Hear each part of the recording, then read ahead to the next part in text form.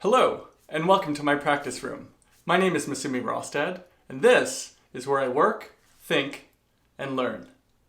Okay, watch this pendulum swinging back and forth, back and forth. You are getting drowsy. Okay, when I snap my fingers, you're going to wake up and play with perfect tempo control. We've all heard of perfect pitch, but what about perfect tick? Perfect tick is my name for tempo recall. Tick as in tick tock. If I ask you right now, could you fire out a metronome tick of 90? How about 150? Also, as a performing musician, we're going to talk about whether it's important for you to be able to do that. I said, well, the very first thing when you take a score, what are you looking for? Very few answer. And I said, the tempo. Is it 2/4 or 3/5? What is the tempo? That's before you play the note.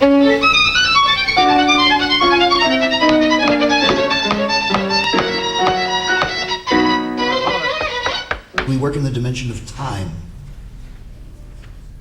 Time is very delicate because you want a sense of propulsion, you want a sense of irresistibility, you want a sense of inevitability that it's going. That's what music is. Music is movement. Just the same tempo. Not approximate, let's get in properly. No, hey, please. 1, 2, 3, blah, bleep, blah. Don't be a musician. Why didn't you do it first time? Like that. Tempo is one of the most important aspects of musical performance. The speed we choose to play at can define or destroy our performances. As performers, we want to capture that perfect feeling, not too fast and not too slow. So now I'm going to ask you, are you in control of your tempos, and what might that mean exactly? When I say perfect pitch, I'm not referring to that joke about tossing your viola in the garbage can and not hitting the rim.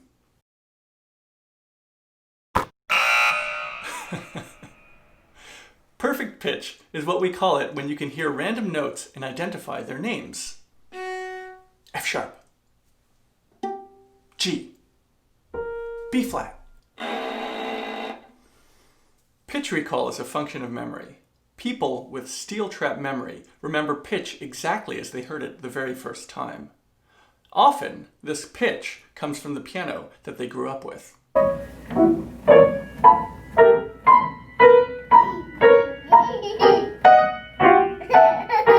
Most of us, however, have varying degrees of relative pitch.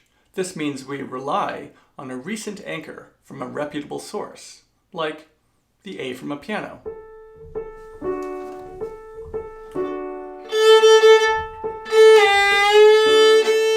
Okay, so let's apply the same concept of memory to tempos. Can you remember tempos? Are you even in the right neighborhood? How about this? If you turn on the radio and you flip through the stations, are you able to call out tempos for the music that you find? Have you ever thought about trying that?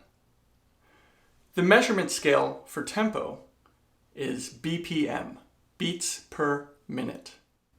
There are 60 seconds in a minute, so the second hand on a clock moves at 60. Twice as fast would be 120 beats per minute. Twice as slow is 30 beats per minute. Mechanical metronomes are originally based on the idea of a pendulum.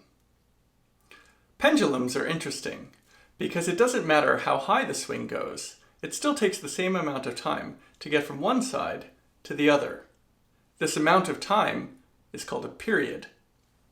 This arc takes the same amount of time as this one. The way to change tempos is to change the length of the arm. These days, it is really easy to order a metronome on Amazon or download a metronome app on your phone, so you have no excuses for not having a reference. Rather than relying on absolute recall, a common mnemonic device for musicians is to think of a piece that you know and use that as a reference. Probably the most commonly used example by musicians is Stars and Stripes.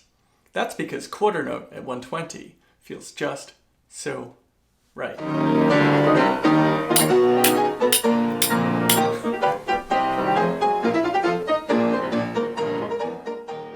You can try to apply this idea to any piece that you know. This seems to work particularly well with pop songs, probably because they're recorded and therefore unchanging. This brings me to another topic, tempo perception. We are so affected and influenced by our environment and personal factors. The way we perceive the world changes depending on what's happening around us and what we're feeling. I find it so fascinating that Einstein's theory of relativity addresses this concept. One of the implications of E equals mc squared is that time moves more slowly if you are moving fast than if you are standing still. In other words, you age slower if you are moving quickly through space. Crazy, right?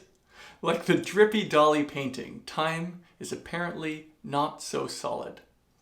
A clock placed at the top of a tower moves slower than a clock placed at the base of the same tower. So I wonder if this means I get to play slower at high altitude venues. To add to that, there are other factors like acoustics, nerves and pulse rate, caffeine, colleagues, or distraction that can further distort our sense of time. Most typically, we tend to rush when we're feeling uncomfortable. You know the old excuse, it sounded better in the practice room? Well, maybe you just rushed in the concert. Let's spend a moment talking about acoustics. The clarity of a space can affect how fast or slow you might want to play. If a space is cavernous and reverberant, you should probably play a bit slower. If you are playing directly into a microphone, you can certainly afford to play faster. I suspect that Beethoven's absurdly fast tempo markings are attributable to his lack of acoustic reference. Mr. Maelzel brought his early metronome device to Beethoven, who was totally deaf and clocked his tempos. I believe they're most likely tempos of fantasy without physical grounding in real-world acoustics. It is a beautiful idea, but not totally practical for live concert performance. A kind of conceptual art, if you will. Things get even more complicated when we introduce Italian. Allegro, andante, largo, presto, vivace, adagio. These terms predate mechanical metronomes. It is particularly interesting that they introduce a character implication. The idea seems to be that tempo is tied directly to a state of mind. The composer is telling you that the tempo of this piece should feel majestic, or lively, or relaxed. Again, it comes back to capturing a feeling in your performance. Disclaimer: I must insert that we are discussing basic tempo choices and not how to play within a tempo. Two very, very different things. So why should it be important to regulate tempo then? I've had incredible moments in the practice room where I've unlocked something about the interpretation of a piece in an aha moment, only to discover that it was totally elusive in performance. So much of performance effectiveness is earned through awareness, simply being observant and sensitive to what's going on within yourself and all around you. We work so hard on our concepts and interpretation. If you are able to acknowledge where you might be deviating from your ideas, you have so much better control of your performance. I would really recommend dusting off your metronome and spending some quality time with it. Have it handy when you aren't practicing and try to hone your perfect tick skills. Thanks for watching. If you like the video, please consider subscribing to the channel. Enjoy your music making, whatever tempos you choose, and have fun.